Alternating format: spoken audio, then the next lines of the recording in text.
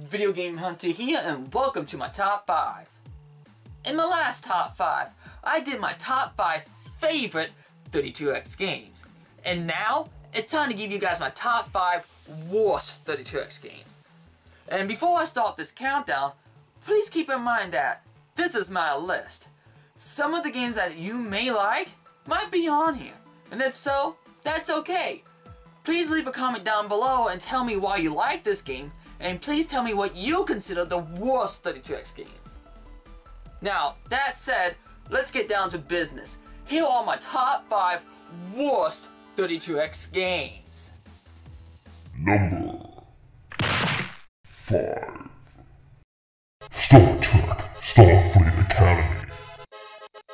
Now, I could see someone liking this game if you're into Star Trek or simulation games, but I thought this game was so boring. Now, I will admit I didn't know what I was doing first time playing, like how to shoot and how to latch onto things, but after playing it a couple more times, I understood how to play this game to a certain degree. It's just that this game really didn't catch my interest, since there was way too much reading involved. Now, if this was a role-playing game like Final Fantasy or the Luna series, that would be a bit different. It's just that I'm really not into Star Trek or really any simulation games. Number 4. Brutal Above the Claw. This is one of those games that I really wish that it was good. And the reason why I'm saying this is because I really like furries and anthro characters, since I kind of find them to be really cool and, dare I say it, kind of attractive. But the point I'm trying to get at is, this is not a good fighting game, and let me explain why. This game is actually an updated version of Brutal, Paws of Fury, that got released on a few consoles, like Sega Genesis and Super Nintendo. And to be completely honest, there's not that many fighting moves to do in this game. I'm just basically doing nothing but jump kicks and low kicks, and you can't do any special moves unless you earn them by winning fights and complete the move challenges. Oh, but don't get me started with the music and sound. They're pretty god-awful. Now, you think with an updated version they would fix these problems, but nope. The only thing they really added was 2 new characters, slightly better sound, which, by the way, the opening music when you turn on the game is pretty awesome. But the fighting sound is still god-awful.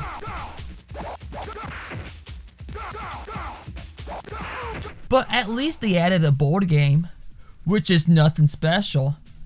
So yeah, I'm pretty much saying stay away from this fighting game.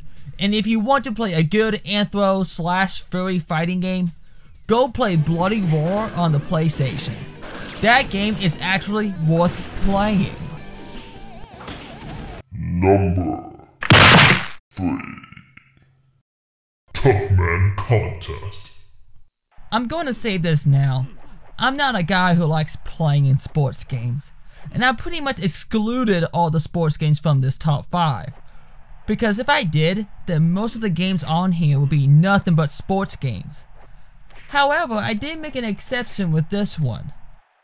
My main problem I have with this game is that it seems like the computer are moving way too fast, and it's really hard to get a decent punch in. Most of the time I've just been lucky enough just to knock this guy down a couple of times after getting in some lucky hits. It could be the fact that I'm too used to Punch-Out on the NES, even though I suck at that game also. But at least that game was a lot more fun, and it's a lot easier to come up with a strategy. But there's also a possibility that I just suck at boxing games. So don't quote me on everything I say about this one.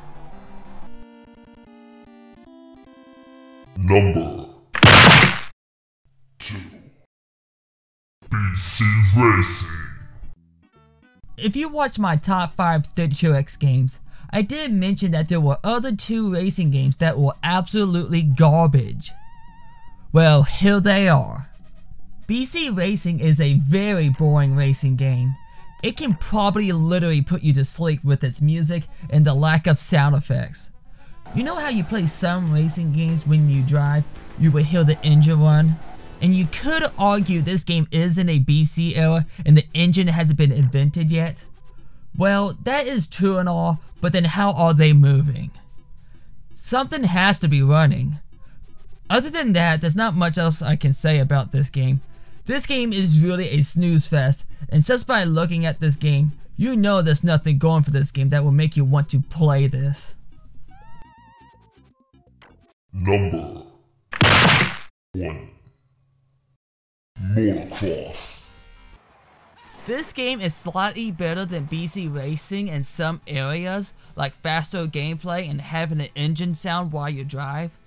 But out of all of the 32X games, this one is the most annoying and most frustrating game. To start things off, I think there are way too many racers on these tracks, because you can barely pass by your fellow racers, and it really slows you down pretty much to a complete stop when you run into each other. But that's not a good enough reason why this game is number 1. The sound in this game are so annoying. It probably can give you a massive headache with its constant "Hey! Hey!" And that sound when you crash into other riders. It's because of this I don't really have the patience to beat the first level. And maybe next time when I feel like playing this game, I think I'll just mute my TV and listen to some good old rock music. And that was my top 5 worst 32X games. Now, to be honest, this list was a lot harder to make than my other top 5 or top 10 videos, since the 32X had such a small library of games and there wasn't really that too many bad ones.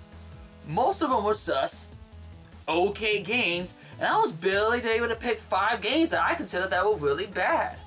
Unlike my top 5 video, I already knew what games I really liked the most, and finding 5 that I didn't was a challenge.